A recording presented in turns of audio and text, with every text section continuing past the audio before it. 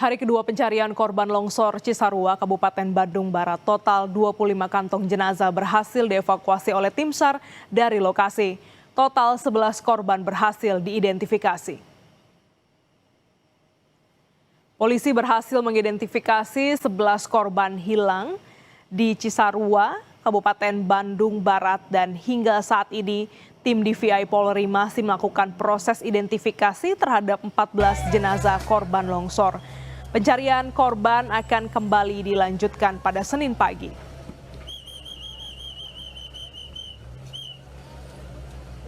Untuk kantong jenazah yang diterima oleh kita dan dihantar oleh ambulan ini berjumlah 25 kantong jenazah.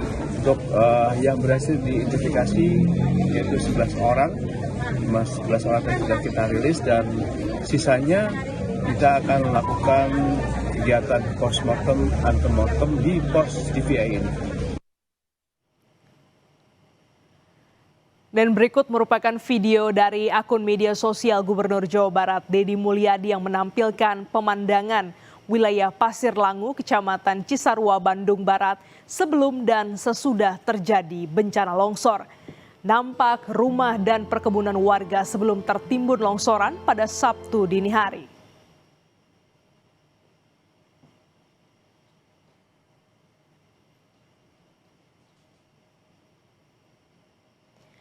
Menurut BPBD Jawa Barat, bencana longsor di Kecamatan Cisarua meliputi wilayah sekitar 3 km dengan lebar 150 meter. Lokasi longsor yang berada di kaki Gunung Burangrang ini meliputi Kampung Pasir Kuning, Kampung Pasir Kuda, dan Desa Pasir Langu.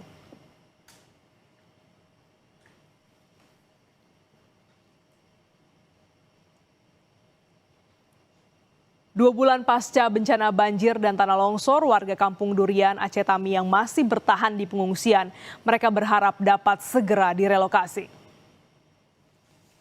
Kondisi Kampung Durian di Aceh Tami yang kini masih tertutup lumpur tebal pasca diterjang banjir dan tanah longsor akhir November 2025. Warga Kampung Durian berharap bisa segera direlokasi, dan warga mengaku sudah menjalani pendataan penerima hunian sementara, namun belum mendapat informasi kapan mereka akan direlokasi.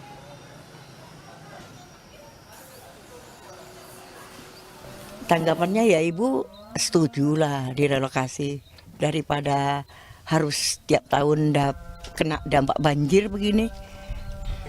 Kalau untuk huntaranya Ibu belum pasti. Apa kami ditaruh di huntara atau belum? Pendataannya Bu udah berjalan atau belum? Udah berjalan. Sementara itu, saudara, pemerintah memastikan pembangunan hunian sementara di Pidi Jaya terus dikebut. Pemerintah daerah Pidi Jaya mengklaim pembangunan huntara sudah rampung 50% dan ditargetkan selesai sebelum Ramadan.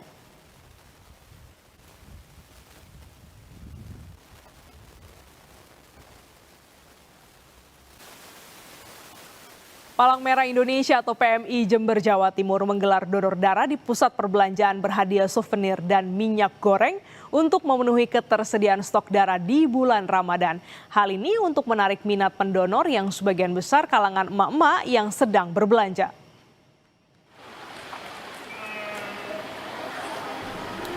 Guna menarik minat pendonor darah untuk memenuhi kebutuhan stok darah selama bulan Ramadan, PMI Jember, Jawa Timur gencar melakukan donor darah dengan cara memberikan hadiah souvenir 1 kg minyak goreng dan vitamin.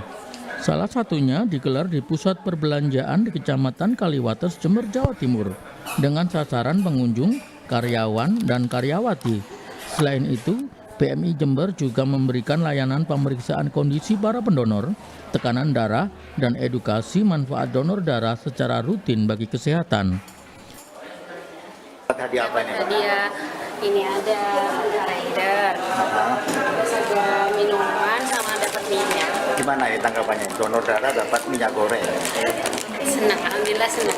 Dapat minyak buat masak di rumah. Sebelumnya pernah nggak ada donor darah dapat minyak goreng? Belum pernah.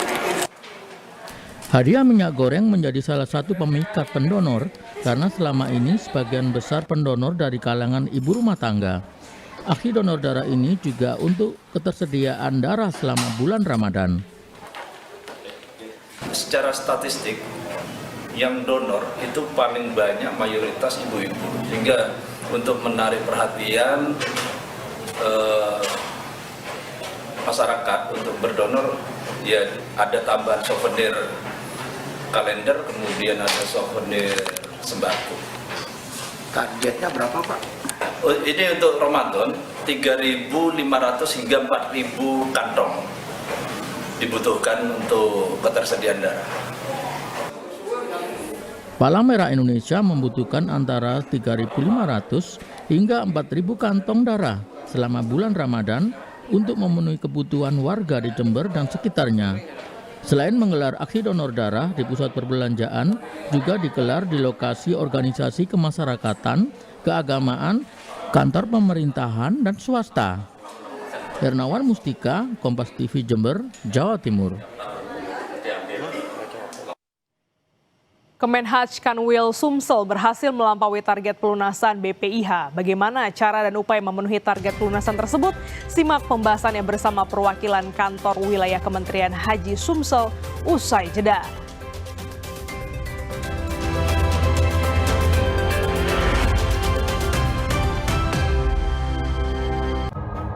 Upaya mencari solusi dari banyak sisi memerlukan pemikiran, kematangan, dan kebaruan. Dengan kesadaran guna menciptakan perubahan. Bersama saya, Yogi Nugraha, dalam Satu Meja The Forum. Bercanda, ketawa, komedi terus. Tapi setiap kita butuh kenyamanan, ada mie sedap ayam bawang resep baru. Manjakan dirimu dengan kenyal mie-nya, bikin rileks suasana. Kuah gurih kemasan ayam kampung asli dan bawang goreng, hangatkan dirimu dalam kenyamanan. Tambahkan ke dalam kehangatan. Cobain deh resep barunya mie sedap ayam bawang dari Wings Food. Back to reality. Nuvo Family Body Wash ada kemasan 10.000. 200 ml cuma 10.000. 50% lebih hemat. Perlindungan 24/7. Yuk borong, nanti kehabisan. Mah, masih ada satu nih. Wingscare. Berpartisipasilah dalam konser amal Gitaris untuk Negeri. Donasi untuk pemulihan Sumatera. Nikmati kolaborasi para gitaris andal bersama teman-teman musisi tanah air. Serta penampilan apik deretan penyanyi ternama. Tonton acaranya dan scan barcode berikut untuk ikut berdonasi bagi pemulihan Sumatera.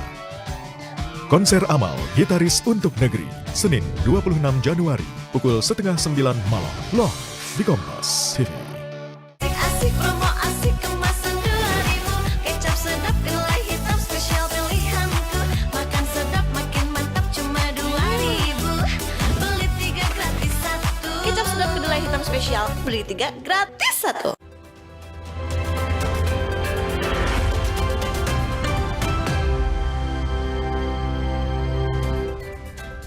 Saudara, pelunasan biaya perjalanan ibadah haji tahun 2026 resmi ditutup pada 9 Januari lalu. Jumlah jemaah asal Sumatera Selatan yang melunasi tercatat melampaui target mencapai 103%.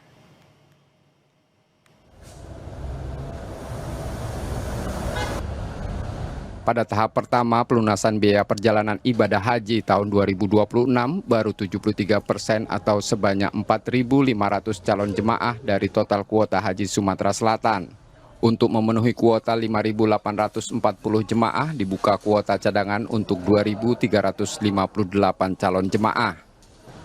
Setelah pelunasan resmi ditutup pada 9 Januari lalu, jumlah jemaah yang melunasi justru melampaui target. Tercatat 6.071 calon jemaah telah menyelesaikan pelunasan atau mencapai 103% dari total kuota termasuk 1.246 jemaah cadangan. Calon jemaah yang telah melunasi diharapkan menjaga istitah kesehatan serta mempersiapkan kondisi fisik dan pemahaman manasik secara matang. Setiap cadangan itu kan ada pernyataan yang kita minta dengan mereka.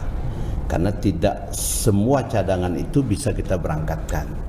tetap kita urutkan dari 1 sampai 1000 sesuai dengan kebutuhan cadangan yang kita butuhkan. Pemberangkatan jemaah di embarkasi Palembang dijadwalkan menggunakan maskapai Saudi Airlines dengan kapasitas 450 orang, sementara kloter pertama diperkirakan berangkat pada 22 April 2026. Muhammad Reza Pahlepi, Kompas TV, Palembang, Sumatera Selatan.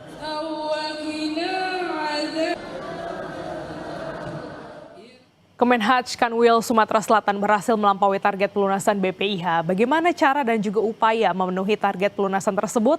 Saat kini kita sudah terhubung dengan Kepala Bagian Tata Usaha Kanwil Kementerian Haji Sumatera Selatan, Bapak Hozinul Asrol. Selamat pagi, Bapak. Ini kan sudah melebihi target nih Pak ya, ada 103%. Nah sebenarnya apa yang melatar belakangi warga Sumatera Selatan untuk bisa segera melunasi biaya perjalanan haji ini Pak? Ya, terima kasih Ibu. Pertama-tama kita nyatakan bahwa kuota haji Provinsi Sumatera Selatan sebanyak 5.895. Untuk kuota haji reguler itu sebanyak 5.840. Dan pada saat pelunasan sesuai dengan keputusan Menteri Haji nomor 32 tahun 2025, tahap pertama itu diperuntukkan dari tanggal 24 sampai 23 Desember. Dan kemudian tahap kedua dari tanggal 2 sampai 9 Januari. Jadi sampai perpanjangan pelunasan kemarin jemaah haji Provinsi Sumatera Selatan itu sudah melunasi sebanyak 6.071 jemaah. Jadi sudah melampaui target. Jadi memang antusiasmenya tinggi untuk perjalanan haji tahun ini. Nah sebelumnya kan sempat 73% ya Pak, dan akhirnya dibuka kuota tambahan. Nah ini bagaimana nih mekanismenya untuk penambahan kuota berjalan dan juga tantangan dalam pengelolaan jumlah kuota ini Pak? Ya, di dalam keputusan Menteri Haji nomor 23 itu sudah diberi tahapan pelunasan ya, tahap pertama dan tahap kedua. Tahap pertama itu untuk jemaah haji yang lunas tahun berangkat, jemaah haji yang tahun-tahun sebelumnya yang belum melunasi, kemudian diberi kesempatan lagi untuk melunasi tahun ini. Dan kemudian jemaah haji yang benar-benar masuk alokasi kuota tambahan dan prioritas sebanyak 295. Di tahap pertama ini jemaah haji Provinsi Sumatera Selatan melunasi sebanyak 4.821. Dan kemudian dibuka lagi pelunasan tahap kedua. Dari pelunasan tahap kedua dan perpanjangan pelunasan ini sebanyak 6.107 jemaah. Memang ada kita mencapai melebihi target kuota ya. Kenapa? Karena yang jelas faktor pelunasan tahun ini lebih rendah pelunasannya dibanding tahun kemarin. Seperti kita ketahui tahun kemarin itu kan pelunasan kita tahun kemarin sebesar jemaah yang melunasi ya, jemaah yang melunasi dengan biaya 27.117. Sedangkan tahun ini 26.532. Jadi ada penurunan biaya pelunasan. Itu yang menyebabkan, salah satu faktor yang menyebabkan kenapa jemaah haji tahun ini banyak yang melunasi. Oke, baik. Dari Sumatera Selatan sendiri bagaimana memastikan kesiapan secara fisik dan juga mental untuk perjalanan misalnya manasik seluruh calon jemaah haji secara merata ini, Pak? Ya, yang jelas jemaah haji sebelum melakukan pelunasan itu sesuai dengan peraturan KMH, jemaah haji tersebut harus melakukan pemeriksaan istitoah. Baru mereka dapat melunasi. Sehingga jemaah haji yang sudah melunasi ini insya Allah dijamin kesehatannya karena sudah melakukan pemeriksaan istitoah. Kemudian untuk bimbingan manasik sendiri sudah ditetapkan bahwa kita akan melaksanakan bimbingan manasik sebelum bulan Ramadan. Oke, jadi dipercepat begitu ya, karena kita juga akan menghadapi bulan Ramadan. Kalau untuk teknisnya sendiri Pak, kan banyak ya, ada sekitar 6.000 orang, ada sekitar 5 sampai 6.000 orang yang terdaftar pada tahun ini. Bagaimana Pak untuk teknisnya, pembagiannya? Maksudnya Bu? Ya, untuk sejauh mana kesiapan teknis penerbangan dan juga pelayanan jemaah agar proses pemberangkatan ini juga bisa nyaman, Pak? Ya, di tahun ini kan kita memakai pesawat Boeing 777 300 CER ya, dengan jumlah kapasitas 445. Itu termasuk petugas kloter. Dan sebelum proses itu, Kanwil Kementerian Haji dan Umroh Provinsi Sumatera Selatan sekarang masih mempersiapkan dan mempercepat proses penyelesaian dokumen jemaah haji untuk request visa. Oke, baik. Jadi saat ini lagi pengajuan visa. Semoga bisa berjalan dengan lancar, tanpa hambatan, dan warga Sumatera Selatan juga bisa melaksanakan ibadah haji dengan lancar dan kembali ke tanah air. Terima kasih Bapak Hozinul Asror, Kepala Bagian Tata Usaha Kanwil Kementerian Haji Sumatera Selatan telah bergabung di Jurnal Nusantara. Sehat selalu Bapak. Dan informasi lainnya di Jurnal Nusantara, Saudara, harga cabai merah di pasar tradisional Pekanbaru Riau terus turun setelah pasokan melimpah. Pembeli mengaku senang karena bisa mengurangi modal untuk usaha catering yang ditekuninya. Pantauan di Pasar Kodim, Kecamatan Senapelan, Kota Pekanbaru Riau, harga cabai merah terus merosot menjadi Rp25.000 hingga Rp30.000 per kilogram. Sebelumnya, Saudara, komoditas cabai merah sempat menyentuh Rp100 hingga Rp130.000 per kilogram. Faktor yang memengaruhi turunnya harga cabai merah saat ini adalah pasokan yang mulai melimpah dan juga dimulai murahnya harga cabai merah disambut senang para pembeli. Mereka mengaku tidak pusing lagi saat membeli bahan pokok, salah satunya adalah cabai merah.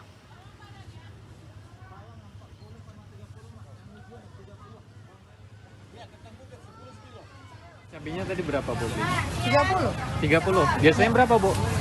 Memang begitu sih, standar aja. Kemarin kan sempat 80 tuh, Bu. Oh, malah sempat 100 sih, bukan 80. Tanggapannya apa ini, Bu? Sekarang ini 30.000. Ya, alhamdulillah lah turun, jadi nggak pening kali belanja ibu. Kemarin 100.000 tuh pening kan.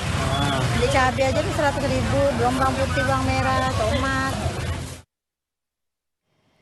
Kami akan kembali dengan informasi menarik lainnya usai jeda. Tetaplah di Jurnal Nusantara.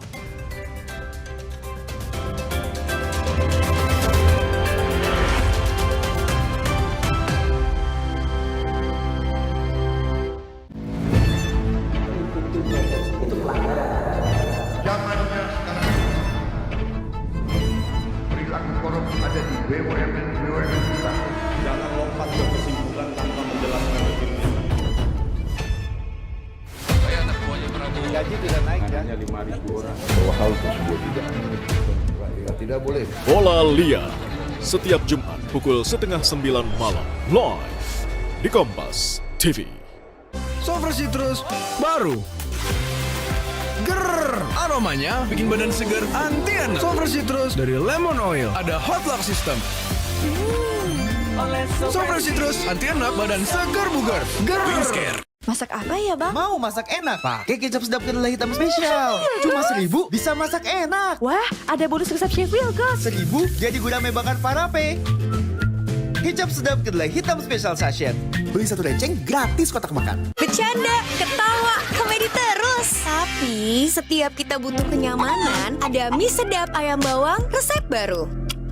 Manjakan dirimu dengan kenyal mie-nya. Bikin rileks suasana. Kuah gurih kemasan ayam kampung asli dan bawang goreng. Hangatkan dirimu dalam kenyamanan. Tambahkan ke dalam kehangatan. Cobain deh resep barunya mie sedap ayam bawang dari Wingspot. Back to reality. Aku nggak khawatir ajak anak main di luar.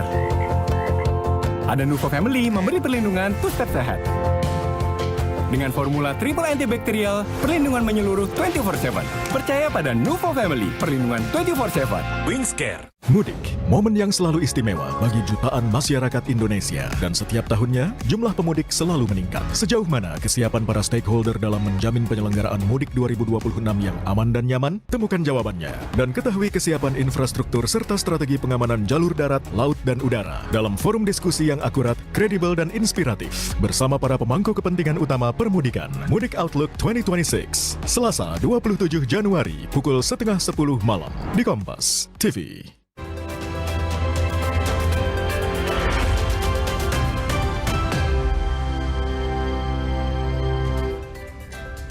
Saudara, pemerintah Kota Surabaya memperluas area pemberlakuan parkir digital yakni di 4 ruas jalan. Dalam parkir digital ini masyarakat dapat memilih sistem pembayaran dengan kris atau uang elektronik. Dinas Perhubungan Kota Surabaya mulai meluaskan area parkir dengan pembayaran digital yakni di 38 titik yang tersebar di 4 ruas jalan yakni Tanjung Anom, Blauran, Embong Malang, dan Genteng Besar. Tiap juru parkir jukir dilengkapi dengan aplikasi yang dipasang di smartphone masing-masing, serta alat cetak bukti parkir. Dalam aplikasi, jukir wajib mengisi nomor plat motor dan terdapat pilihan pembayaran yaitu QRIS dan kartu uang elektronik, serta wajib memberikan bukti cetak pembayaran. Kepala UPT Parkir di Subs Kota Surabaya, Gianni Mariana Taroreh, menjelaskan sebelum diberlakukan pihaknya melakukan validasi data jukir termasuk membuat rekening bank. Fungsi rekening bank ini untuk menampung pendapatan jukir secara otomatis dengan rasio pembagian 40% untuk rekening jukir dan 60% masuk Pemkot Surabaya. Selanjutnya, di Sub Kota Surabaya akan menerapkan parkir digital di zona 2 yakni di Jalan Kedung Doro, dan saat ini masih dalam tahap validasi data. Terus melakukan percepatan ini karena berdasarkan pooling dari masyarakat Kota Surabaya dan tentunya masyarakat di luar Kota Surabaya, hasilnya 85-90% menginginkan parkir di jalan umum untuk diberlakukan digitalisasi. Aplikasinya sangat mudah. Sangat mudah. Selama ini sudah berlangsung, sudah ada nggak pengunjung parkir ini yang banyak atau gimana, Pak? Iya. Sementara itu, Rian, salah satu warga pengguna parkir, mengaku terbantu dengan parkir digital ini dan berharap parkir digital ini dapat diterapkan di seluruh Surabaya. Sangat transparan juga, kalau parkirnya 2.000 ya juga 2.000. Kita kadang parkir di tempat ada yang 3.000, ada 5.000 yang tidak tepat sasaran juga. Kalau parkirnya 2.000 langsung masuknya ke pemerintahan. Saya harap tidak hanya di sini. Sebelumnya, parkir digital sudah diterapkan Pemkot Surabaya diberlakukan sejak akhir 2025 lalu, yakni di kawasan Balai Kota, Taman Bungkul, dan sejumlah titik parkir khusus. Diharapkan masyarakat juga aktif dalam penerapan area parkir digital ini. Alfian Rahman, Kompas TV Surabaya, Jawa Timur.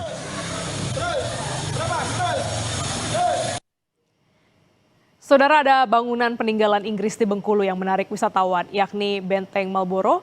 Dari benteng ini Anda dapat melihat laut dari kejauhan. Pengunjung juga dapat mengenal sejarah kolonial yang melekat di Bengkulu. Informasi ini, saudara, menjadi penutup di Jurnal Nusantara hari ini. Jangan lupa mulai 1 Februari Kompas TV pindah channel. Satu langkah lebih dekat, satu langkah makin terpercaya. Dapatkan selalu berita dan informasi terupdate di Kompas TV, di televisi Anda di channel 11. Pada perangkat TV digital atau set-top box. Saya Glenis Oktania, pamit. Terima kasih, sampai jumpa. Objek wisata sejarah Benteng Marlborough di Kota Bengkulu ramai pengunjung pada awal tahun 2026. Momen libur dimanfaatkan wisatawan dari berbagai daerah untuk berwisata sekaligus mengenal lebih dekat bangunan peninggalan Inggris yang menjadi ikon provinsi ini. Daya tarik benteng berusia ratusan tahun ini terletak pada nilai sejarah dan keaslian bangunannya yang masih terjaga. Pengunjung datang untuk melihat langsung jejak kolonial yang tersisa, sekaligus menambah wawasan tentang perjalanan sejarah Bengkulu. Di dalam kawasan benteng, wisatawan dapat menjumpai berbagai peninggalan bersejarah, mulai dari meriam, ruang tahanan, lorong bawah tanah, hingga barak dan gudang amunisi yang masih dipertahankan bentuk aslinya. Koleksi dan struktur bangunan tersebut memberi pengalaman edukatif yang berpadu dengan suasana wisata. Mengenal sejarah bahwa Provinsi Bengkulu ini salah satu benteng peninggalan Inggris. Itu kan membuat kita terinspirasi lah melihat sejarah-sejarah yang ada di dalam peninggalan seperti ya macam-macam lah. Benda-benda bersejarah ya Pak. Sejarahnya. Struktur bangunannya, kemudian juga sejarah terbentuknya benteng dan juga sejarah dari Bengkulu ini sendiri ya. Oh, itu yang menjadi alasan kita datang dari Linggo. Pelayanan dari benteng sendiri ini sudah sangat bagus, lebih bagus dari tahun-tahun sebelumnya karena saya sudah beberapa kali juga ke sini kan. Dan juga tampilannya juga sudah berubah, sudah bagus sekali sekarang. Melalui kunjungan ini, diharapkan pengelolaan dan pelestarian Benteng Marlborough terus ditingkatkan agar tetap menjadi sarana edukasi, sekaligus destinasi wisata unggulan di Bengkulu. Bayazir Al-Raihan, Kompas TV, Bengkulu. Upaya mencari solusi dari banyak sisi memerlukan pemikiran, kematangan, dan kebaruan. Dengan kesadaran guna menciptakan perubahan. Bersama saya, Yogi Nugraha, dalam Satu Meja The Forum.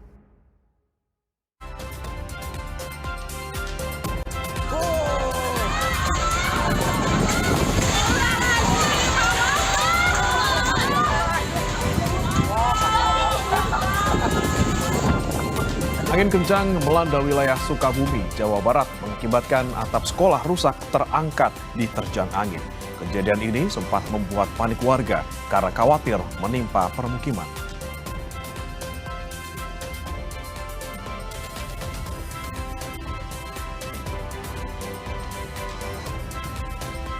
Lebih dari 600 warga Karawang korban banjir masih mengungsi di ruko akibat banjir yang masih merendam sedikitnya 21 kecamatan di Karawang, Jawa Barat. Banjir terjadi akibat tingginya curah hujan sehingga sejumlah sungai pun meluap.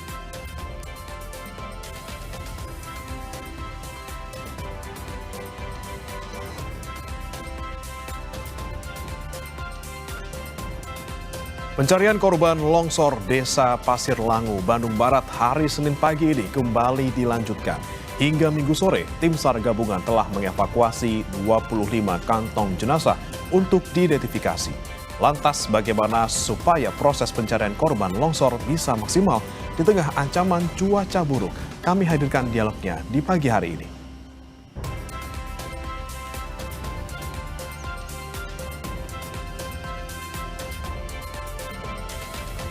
Sidang pemerasan sertifikasi K3 di Kementerian Tenaga Kerja dengan terdakwa ex-Wamenaker Immanuel Ebenezer akan dilanjutkan hari Senin pagi ini, Saudara. Akankah Noel memenuhi janjinya untuk membongkar keterlibatan Ormas dan juga Parpol dalam kasus pemerasan di Kemenaker pada sidang hari ini?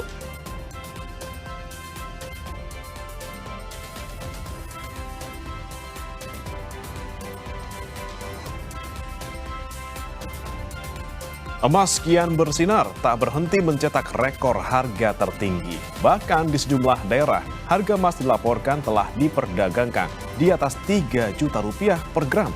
Apakah masih relevan membeli emas di harga saat ini atau sudah kemahalan?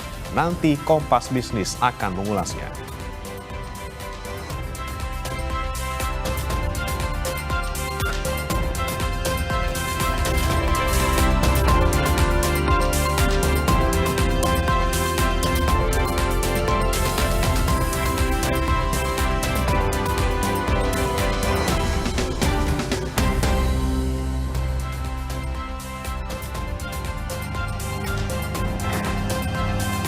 Halo, selamat pagi saudara, bagaimana kabar Anda? Semoga senantiasa selalu diberikan kesehatan.